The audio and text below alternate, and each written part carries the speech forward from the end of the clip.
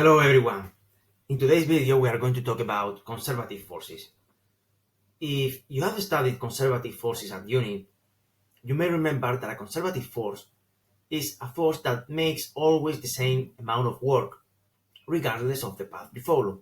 In other words, if you have a particle at a starting point A and you want to move that particle from A to an end point which is B, you can move from A to B by following different paths. For example, by following this path, or this another path, or this another path, or whatever path.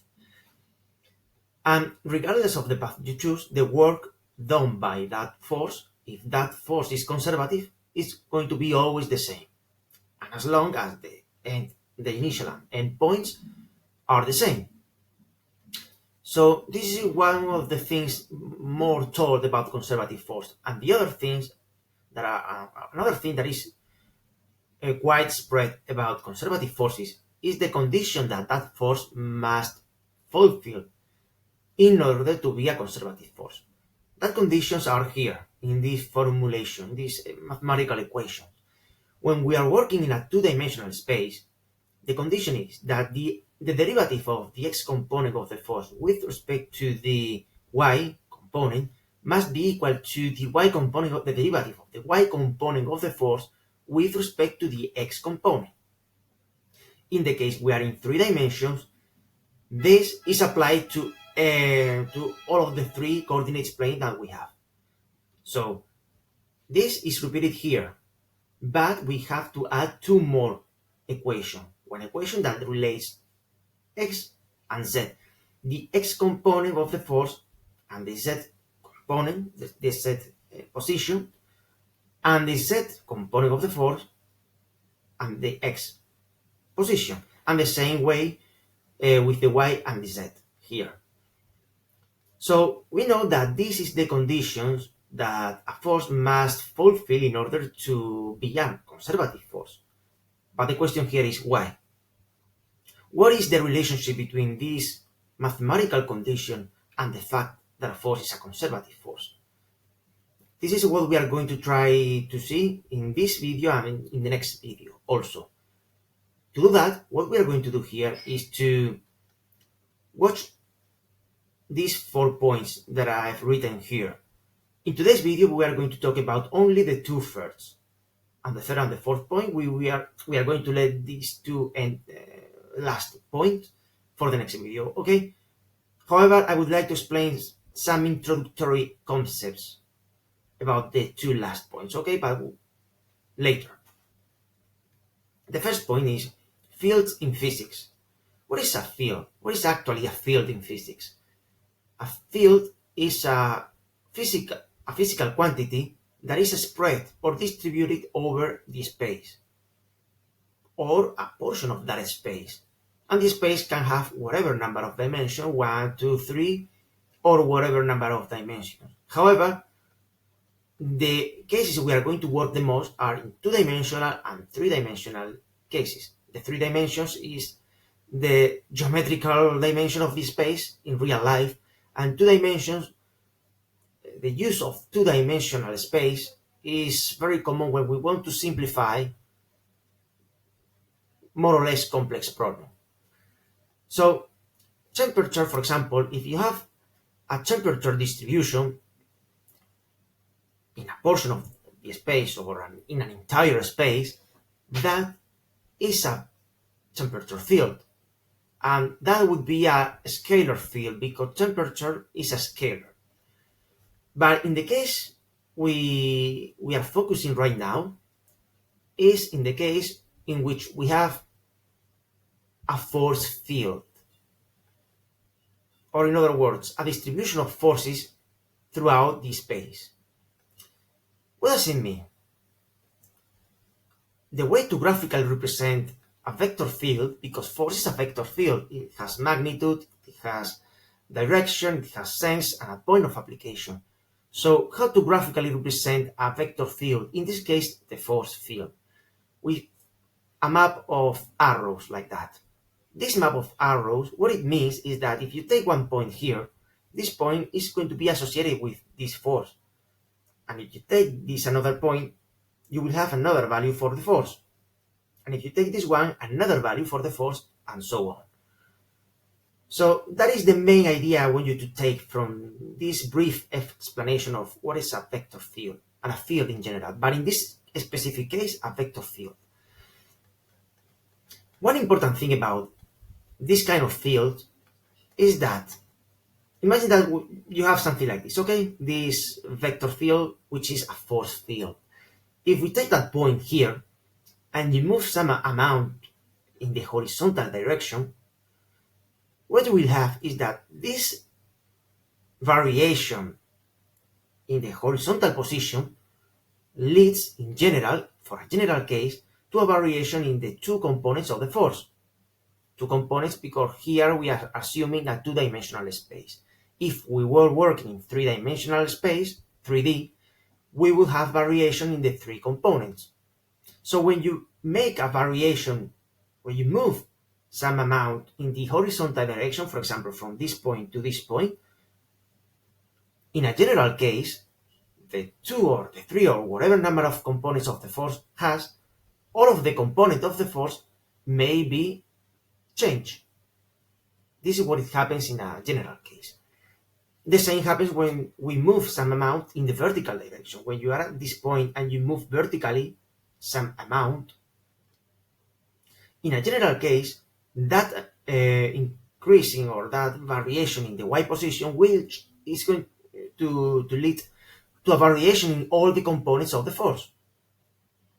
Again, if we talk about a general case. However, why does it happen? Why a single variation in one component, in one single component, may lead to a variation in all of the force component? This is due to the fact that in a general case, all of the components of a force, the x, the y, the z component, in the case that exists, depends on all of the coordinates. And that is the reason why this happens. So, what about if you have a general force field, like for example this one? A general force field, we can decompose it into two different case scenarios or two different fields.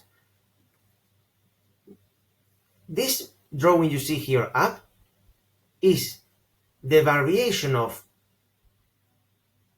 any component, of each component of the force with respect to the displacement or to the position at the rest of the component. For example, here you can see that the x component of the force is varying as long as we are moving in the y axis or in the y direction. If we are moving in the y or vertical direction, you will see that there is a variation of the x component of the force. I mean, if you take one point at some value of y and then you take another point at some another value of y, you will see that the x component is not going to be the same.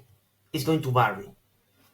So the same thing happens when we are moving throughout the x direction. When you move throughout the x direction, the y component is changing. So it's not going to be the same value of the y component of the force here at that position of x than at this another position of x. It's not the same. So this is a case scenario in which we can decompose the general case. And what you see here below is something very similar to the first case scenario, but in this second case scenario, what you have is variation of each component of the force with respect to the change in position for the same component. For example, here we see variation in the x component of the force as we are moving in the x direction. And here we have variation in the y component of the force as we are moving in the y direction. Can you see the difference between this and this? Here, the x component of the force is changing as we are moving in the y direction and in the z direction in the case we were working in 3D. here the y component of the force change as we are moving in the x-axis, in the x direction, and as we are moving in the z direction, in the case we are in 3D. So here, in the first case scenario, we are representing the variation of each component of the force with respect to the rest of the components for position. You get that point? This is for the first case scenario. And in the second case scenario, we are representing the variation of each component of the force with respect to the variation in position for the same component. And the composition of these two cases scenario will give us any general case like this. Don't worry if you still don't understand why I'm making this decomposition. I hope you understand better this in the next video. But for now, this is, the introduction I wanted you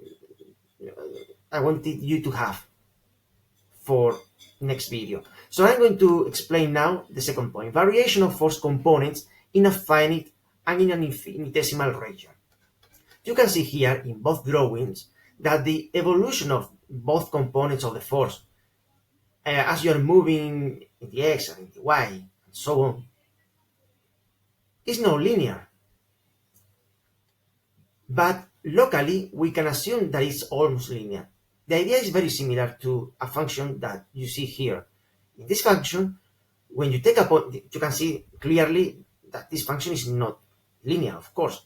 But if you take a point here and you make a very big zooming, you take a very small portion around that point, you will see that that function that is not linear at a local level becomes almost linear.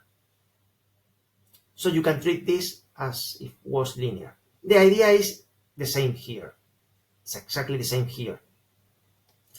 So here you can see that the pattern that it follows both components with respect to the x and y position is nothing linear. But if, in both cases, if you take a very tiny region around some point, some target point, you will have that this nonlinearity almost disappear at a local or at the surroundings of a local position. So at the local level, this non-linearities almost disappear, and this is something we are going to use in the next video for explaining point 3, for example. So for today's video, that's it by my side. See you then in the next video explaining the third and the fourth point. See you then, bye.